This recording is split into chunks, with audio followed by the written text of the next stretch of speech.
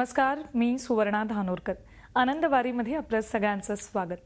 ज्ञानोबा आणि तुकोबांच्या पालखी सोहळ्यात आज रिंगण सोहळे पार पडले. चांदोबाचा लिंब इथे आज दुपारी माऊलींच्या पालखी सोहळ्यात पहिलं उभं रिंगण पार पडलं. माऊलींच्या पालखीचा आज तरड गावात मुक्काम असणार आहे, तर तुकोबांच्या सोहळ्यात इंदापूर तालुक्यातल्या बेलवडीत इथे गोल रिंगण पार पडलं. तुकोबांच्या पालखीचा मुक्काम आज इंदापूर तालुक्यातल्या अंथुर्णे इथे असणार आहे.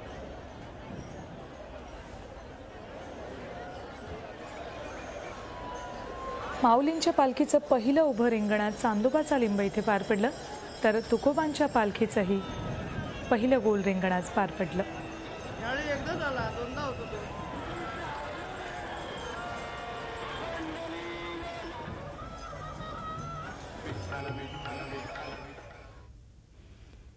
रिंगण म्हणजे नक्की काय असतं? रिंगणाची तयारी कशा पद्धतीने केली जाते?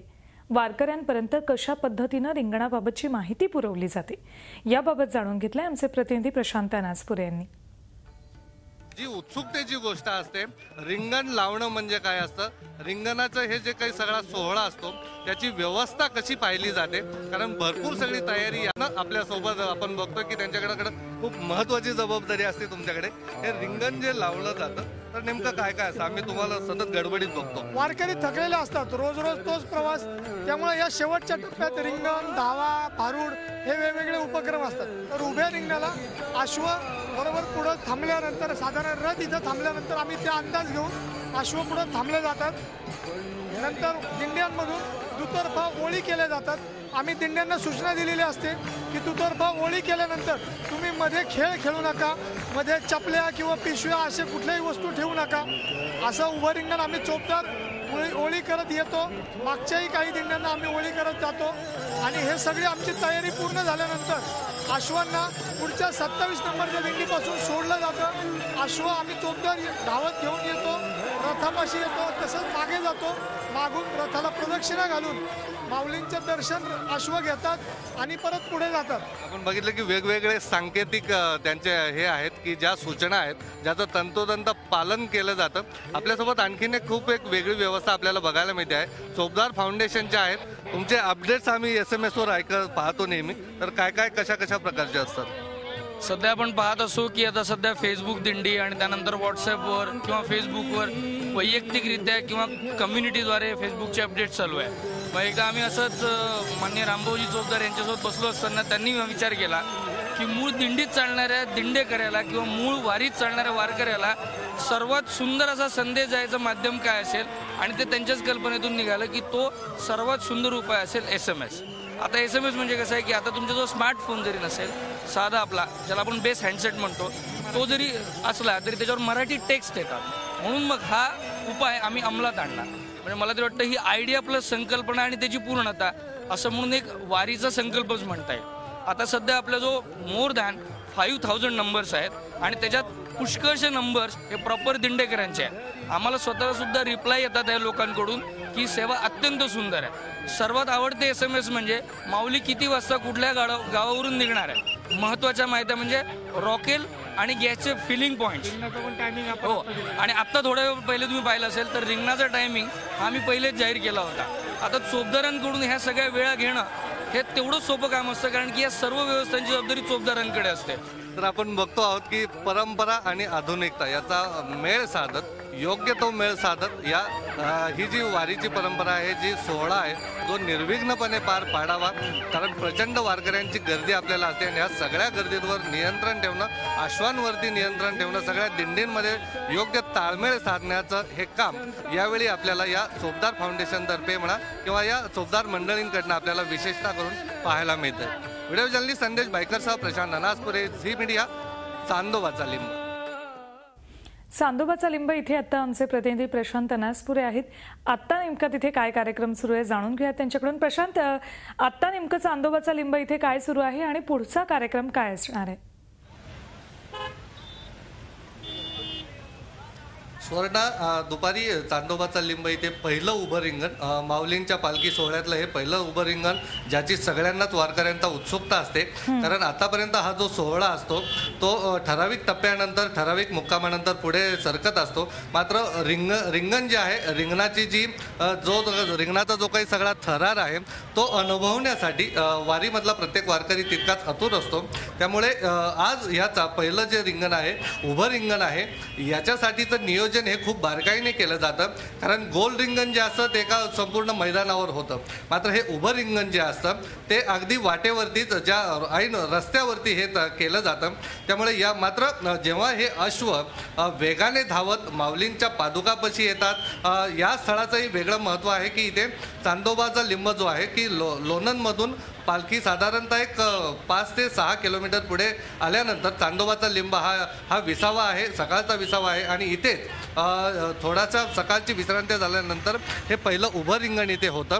मात्र माऊलींच्या पादुकांचं दर्शन घेण्यासाठी ज्या वेगाने हा अश्व धावत येतो, माऊलींना प्रदक्षिणा घालतो आणि त्याचवेळी दोन्हीही बाजूनी, अश्वाच्या दोन्हीही बाजूनी, या रथाच्या संपूर्ण दोन्ही बाजूनी संपूर्णपणे वारकऱ्यांनी तुडुंबाची गर्दी आपल्याला बघायला मिळते.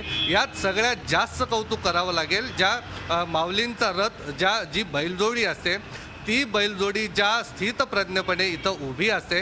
कारण असंख्य वारकरी किंवा असंख्य बाकी इथले मंडळी जी आहेत, इथले चोपदार आहेत, या सगळ्यांवरती ह्या सगळ्यांची घाई गडबड या रथाभोवती सुरू असते.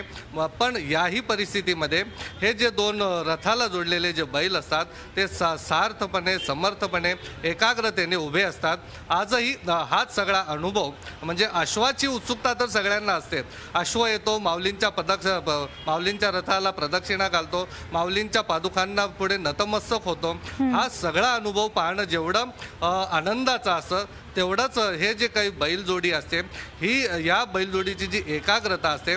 कारण चोपदार जे असतात ते दिंडीकऱ्यांना म्हणा किंवा इतर लोकांना ते सूचना करून त्याप्रमाणे ते पुढचा जे नियोजन करत असतात. मात्र यात म्हणजे हा विशेष उल्लेख यावेळी करावा लागेल की या बैलजोडीचं, कारण अनेकांचे धक्के लागलेले मी आता इथे पाहिलेले आहेत या अश्वांना.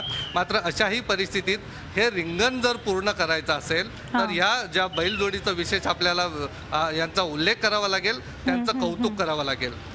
प्रशांत, धन्यवाद या संपूर्ण माहितीबद्दल. पुन्हा तुमच्याकडून सगळे अपडेट्स घेत राहणार आहोत वेळोवेळी. वारकरी संप्रदायात वीणा, टाळ, मृदुंग, तुळशी वृंदावन याला जसं विशेष महत्त्व आहे तसंच महत्त्व हरिपाठालाही आहे. वारकरी हरिपाठात नित्यनेमानं सहभागी होत असतात. हरिपाठ म्हणजे काय आणि हरिपाठात नेमकं दडलंय तरी काय, याबाबत जाणून घेतलंय आमचे प्रतिनिधी प्रशांत अनासपुरे यांनी. नेमकं हरिपाठाचं महत्त्व काय आहे, हरिपाठामध्ये नेमकं काय सांगितलेलं आहे, हरिपाठ कशासाठी करायचा, या संबंधी आपण थोडीशी माहिती घेऊ. आपल्यासोबत बुवा आहेत की ज्यांच्याकडनं आपण थोडीशी हरिपाठाविषयी थोडंसं विचारूया. माऊली, सांगाल हरिपाठ नेमका कशासाठी करायचा? हरिपाठ ज्ञानेश्वर महाराजांनी जी ग्रंथ सामुग्री केलेली आहे यामध्ये जे ज्ञानी लोकांकरता ज्ञानेश्वरी हा ग्रंथ केला, साधका करता ज्ञानेश्वरी ग्रंथ करतात, ज्ञानी लोकांकरता चांगदेवोपास्य, योग्यांकरता चांगदेवोपाशेष्टी हा ग्रंथ केला, ज्ञानी लोकांकरता अमृतानुभव ग्रंथ केला. परंतु हे सगळे अवघड ग्रंथ असल्यामुळे सर्वसामान्य लोकांना हे भक्ती समजली नव्हती, नामाचं महत्त्व कळालं नसतं. म्हणून ज्ञानेश्वर माऊलींनी सर्वसामान्य माणसांना नामाचं महत्त्व कळावं म्हणून हरिपाठ एक साधा 27 अभंगाचा ग्रंथ तयार केला आणि तो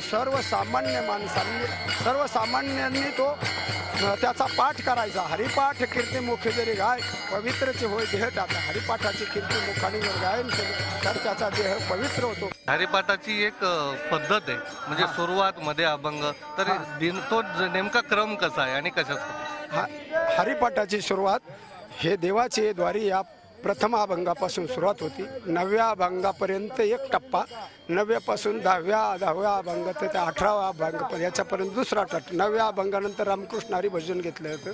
10व्या अभंगापासून 18व्या अभंगापर्यंत जे मग नंतर विठोबा रुक्माई भजन घेतलं. शेवटी सर्व सुख गोडी सर्व शास्त्र कमार दगडी राहू नका हा 27वा अभंग या ठिकाणी हरिपाठ संपतो. त्यानंतर गुरुपरंपरेचे अभंग घेतले जातात. 10 अभंग गुरुपरंपरेचे आहेत ते अभंग म्हटले जातात. ही वारकऱ्याची एक संध्या आहे. वारकरी नित्यनेमाने हरिपाठ हा म्हणतातच. चला, मला खूप खूप धन्यवाद. तुम्ही हरिपाठाचं सगळ्या 24 तासच्या प्रेक्षकांसाठी सांगितलं. धन्यवाद धन्यवाद. तर हरिपाठ नेमका का करावा, हरिपाठामध्ये नेमकं काय आहे, हरिपाठ करण्याची सुरुवात काय आहे, सुरुवात ते शेवट याच्यामध्ये एक विशिष्ट प्रकारे वारकऱ्यांची ही एक प्रकारे संध्याच असल्याची भावना या प्रत्येक वारकऱ्यांमध्ये आपल्याला बघायला मिळते. म्हणूनच संध्याकाळच्या वेळेला गावात असतील, गावातल्या मंदिरात असतील किंवा आता वारीमध्येही संध्याकाळच्या वेळेला हरिपाठ हा नित्यनेमाने जो वारकरी आहे तो करतोच करतो. व्हिडिओ जर्नलिस्ट संदेश बायकरसह प्रशांत अनासपुरे, झी मीडिया, लोणंद. बैलगाड्यांच्या शर्यतीवरील बंदी उठवावी हे साकडं घालण्यासाठी कराडमधील शेतकरी धनाजी शिंदे हे थेट आपल्या लाडक्या बैलजोडीलाच माऊलींकडे घेऊन जात आहेत. त्यांचं माऊलीकडे नक्की काय मागणं आहे याबाबत त्यांच्याशी बातचीत केली आमचे प्रतिनिधी प्रशांत अनासपुरे यांनी. सध्या मी जिथे उभा आहे तुम्ही बघू शकता की एक बैलजोडी साक्षात माऊलींच्या दर्शनासाठी आणलेली आहे. शेतकऱ्यांचं पहिलं प्रेम जे काय असेल, जमिनीक असताना जो त्यांना जीवाभावाची साथ देतो तो त्यांचा बळीराजा, बैलाची पहिलं त्यांच्या बैलाप्रती ते आपलं प्रेम व्यक्त करत असतात. त्यामुळे पोळ्याला जी या बैलांची विशेषत्वाने त्यांची सजवणूक केली जाते, त्यांना अनेक प्रकारे झूल वगैरे घालून जे सजवण्यात येतं. मात्र आज माऊली लोणंदमध्ये आल्यानंतर याच आपल्या आवडत्या जीवाभावाच्या बैलजोडीला घेऊन आलेले आहेत. कराडमधले शेतकरी आहेत जे माऊलींच्या दर्शनासाठी या बैलजोडीला घेऊन आलेले आहेत. त्यांच्याशी थोडीशी बातचीत करूया. काय सांगाल, आज तुम्ही थेट कराडवरनं आलात? या खरं अर्थानं या बैलांच्यावर आम्ही प्रेम करतो. त्यासाठी आम्ही बळीराजा ह्याच्यामुळं आम्ही इथं साकडे घालण्यासाठी आलो आहे. या बळीराजांना जगावं यासाठी पहिल्यांदा पाऊस पडावा आणि पाऊस पडण्यासाठी आम्ही इथं बैल घेऊन या माऊलींच्या इथं दर्शनासाठी आलेलो आहे. त्यासाठी माऊलीनं आम्हाला एक आशीर्वाद द्यावा, पाऊस पण भरपूर पडावा आणि आमच्या या ज्या बैलगाडी शर्यतीवर जी बंदी आली आहे ती पहिल्यांदा उठवावी. आणि जावडेकर साहेबांनी 100 वेळा आम्हाला म्हणल्यात चालू करतो आणि आता केव्हा करणार आहे ती? शेतकऱ्यांच्या डोळ्यातनं पाणी येऊन सगळं संपलेलं आहे. आता काय राहिलेलं नाही. म्हणून माऊलीपाशी आलो आहे आणि माऊलीनंच याचा काहीतरी विचार करून बैलगाडी शर्यती चालू व्हावी एवढी ती विनंती आहे. बैलगाड्या शर्यतीची खरं तर मागणी केलेली आहे. आम्हाला आणखीन एक उत्सुकता आहे. खूप तुमची एक शानदार जोडी दिसते. या जोडीविषयी सांगा, यांची नावं काय आहेत, यांची साधारण किंमत किती असेल? वजीर आणि शंकर ही जवळजवळ जोडी 40 ते 50 लाख रुपयाची जोडी आहे. त्या महाराष्ट्रात धनाजी शिंदे जर म्हणलं तर बारकं पोरगं ही ओळखते. ही तात्यांचीच जोडी आहे. कारण महाराष्ट्रात चॅम्पियन म्हणून जसे सचिन तेंडुलकर, महेंद्रसिंग धोनी जशी ओळखतात तसं धनाजी शिंदेची जोडी शंकर आणि वजीर म्हणून महाराष्ट्रात 1 नंबरची आहे. ही सगळ्यांनाही माहिती आहे. जावडेकर साहेबांना पण माहिती आहे, राजू शेट्टींना पण माहिती आहे. हे बैलगाडा शर्यतीतले सचिन तेंडुलकर आहेत आपल्यासोबत सध्या. तुमचा मला सांगा, एवढा आग्रह कशासाठी की बैलगाडा शर्यत व्हायलाच पाहिजे? कारण तिथे अनेक ठिकाणी अनेकदा म्हणजे बैलांचं पण तिथं जीवावर पेतात अनेक प्रसंग.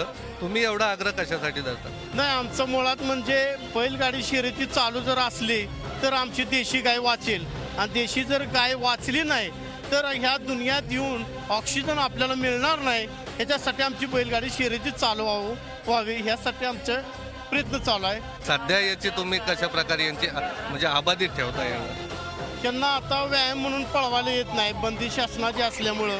म्हणून तिला पोहायला न्यायचं, छकड्याला झोपायचं, फिरवून आणायचं, मग त्यांना शेंगदाण पेंड द्यायची, नंतर आपले दूध पाजायचे, नंतर गव्हाचा आट्टा द्यायचा वगैरे वगैरे. आता माझे वडील जवळजवळ 91 वर्षाचे आहेत, पण बैल आपल्या घरात आहे ती म्हणूनच त्यांना मोठा आनंद आहे. मग मी 90व्या वर्षाचा वाढदिवस म्हणून वडिलांचा घातलेला की ही छंद आहे बैलांचा, तो जोपासते. मग वडिलांना मग बरं वाटतं. आज त्यांना एक गोळी ही नाही, ही बैल आपल्यात आहेत, देशी गाय आहेत. आणि देशी गायचं काय महत्त्व आहे? देशी गायपासून गोमूत्रापासून कॅन्सर बरा होतो, शेणापासून रासायनिक खत वाचते. ह्यासाठी आमची बैलगाडी शर्यती चालू व्हावी. कारण का आज ट्रॅक्टर लहान झाल्यात म्हणून शेतकरी बैल सांभाळत नाही. मग शर्यतीवर जर बंदी अशी राहिली तर देशी गाय आपली कोणच सांभाळणार नाही. त्यासाठी हा आमचा लढा आहे आणि लढा हा कायम चालणार. जो शर्यती चालू होत नाही की नाही, हा असाच लढा चालू राहणार आमचा. मग माऊलीपाशी असू, पंढरीला असू, कुठंही असू किंवा दिल्लीला असू, मोदी साहेबांच्या वर्षी असू, कुठंही जायला लागले तर चालेल. पण आम्ही हा लढा शेवटपर्यंत चालू झाल्याशिवाय. मोदी साहेब दिल्लीत असतात, दिल्लीला घेऊन जाणार का तुम्ही? हो, जाणार ना, विमानातूनच घेऊन जाऊ. मग माऊली तुमचं कितपत गारण ऐकतील काय वाटतं तुम्हाला? हो, माऊलीकडेच आता सगळं राहिलेलं आहे. कारण जवळजवळ 100 वेळा जावडेकर साहेबांनी आता करतो मग करतो बोललेले आहेत. म्हणून आता म्हणलं देवाकडेच यावं आणि माऊली विठ्ठलराया काय म्हणतात आता बघावं. त्यांना आता साकडे जर केले बा कराडवरून इथवर आलोय ना, की आशा आहे की आता शेवट इतकी लोक लाखोनी येतात. आपण पण जाऊया माऊलीपाशी काहीतरी मागायसाठी आणि बैलगाडी शर्यती आमच्या चालू व्हाव्या ही अपेक्षा आहे. भरपूर पाऊस पडावा, शेतकऱ्यांच्या घरात एक मोठं आनंदाचं वातावरण निर्माण व्हावं एवढीच अपेक्षा आहे. नाही, मला फक्त एक असं सांगा तुम्ही की बैलगाडा शर्यतीचा तुमचा आग्रह बरोबर आहे. तुमचा परंपरागत तुम्ही धनाजी शिंदे, तुम्ही सचिन तेंडुलकर आहात बैलगाडा शर्यतीतले, पण अशा बैलांना जर दुखापत होऊ नये याच्यासाठी तुम्ही काय काळजी घेता बैलगाडा शर्यतीत? नाही, मुळात कसं आहे, आमचे काय 20 सेकंद आमचा बैल पळतो, त्याच्यामुळे दुखापत ही होतच नाही. त्याला 20 सेकंद बैल पळतो, त्याच्यामुळे काय कुठं अडचणच येत नाही आमच्या बैलासने काय, आणि दुखापत होतच नाही. आणि घरात आमच्याकडे डॉक्टर्स आहेत, त्यामुळे काय लगेच काय झालं किरकोळ तर लगेच डॉक्टर येतात, ट्रीटमेंट लगेच करतात, काही अडचण येत नाही त्यांना. आता त्यांच्याकडं जी अंड असतं की नाही आपलं, त्यासारखे आम्ही बैल सांभाळले. त्यांना एक जर थोडंसं काय जर झालं तर आमच्या जीवाला वाईट वाटतं. आपलं राहून द्या, पण पहिल्यांदा बघूया, बाकी नंतर काय उद्योग असेल ती बघूया. मला तुमचं कारण माऊली ऐकतील असे आपण आशा करू. हो, माऊलीनं ऐकलंच पाहिजे. पुन्हा एक ब्रेक घेतोय, कुठेही जाऊ नका, पाहत रहा झी24 तास आनंदवारी.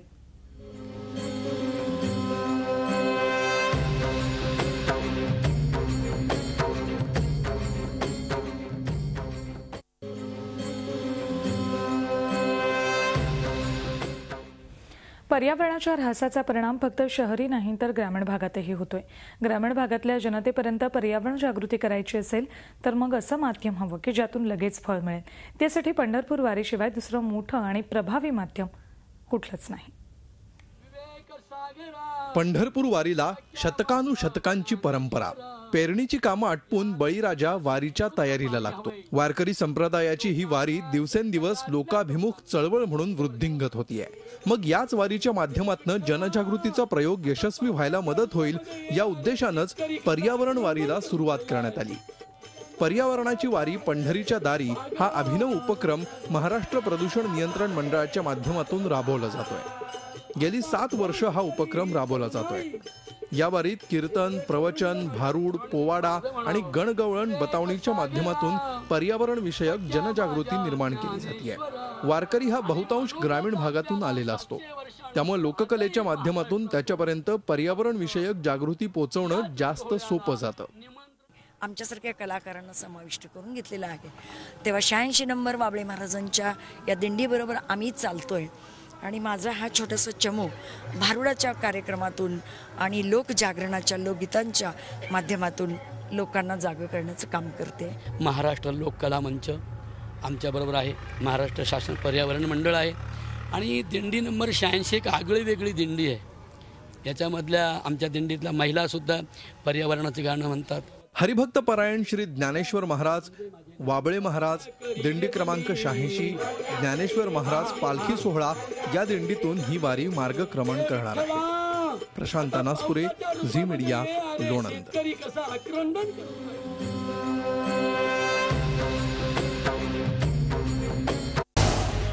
झी 24 तास रहा एक पाऊल पुढे.